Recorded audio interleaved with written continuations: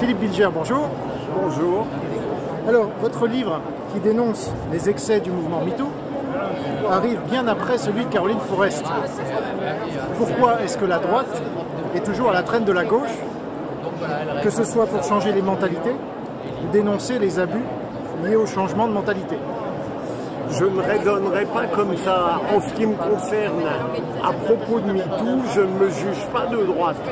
C'est simplement en tant qu'ancien avocat général et en citoyen qui cherche à être honnête, j'ai voulu à la fois rendre hommage à MeToo dans son principe et dénoncer ses possibles dérives et ses dangers.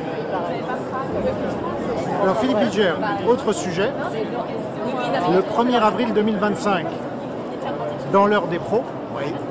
vous avez déclaré à propos de la condamnation de Marine Le Pen Oui. à 5 ans d'inéligibilité, Oui.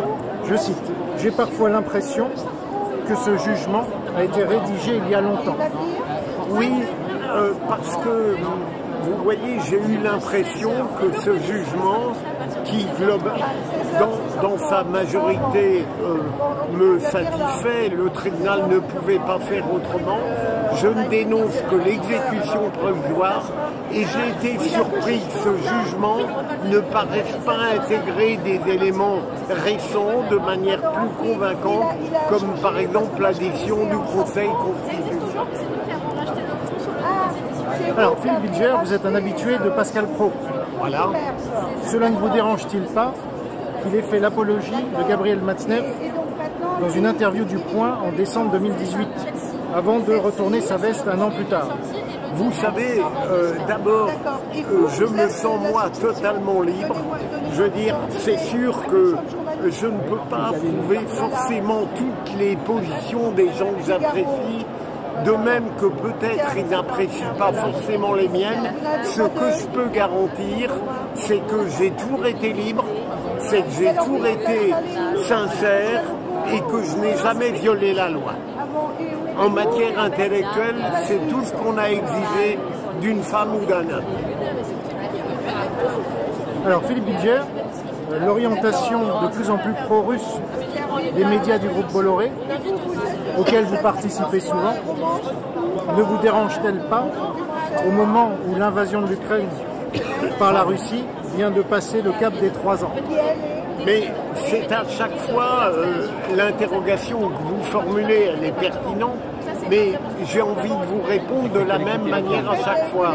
À tort ou à raison, j'estime que ce qui compte, c'est ce que j'ai le droit de dire. Et donc, en ce qui me concerne, dans ces médias que j'apprécie, et notamment Vincent Bolloré, j'ai toujours dit ce que je pensais et en ce qui me concerne, je n'ai jamais été pro-russe, au contraire. Alors Philippe Bilger, dernière question.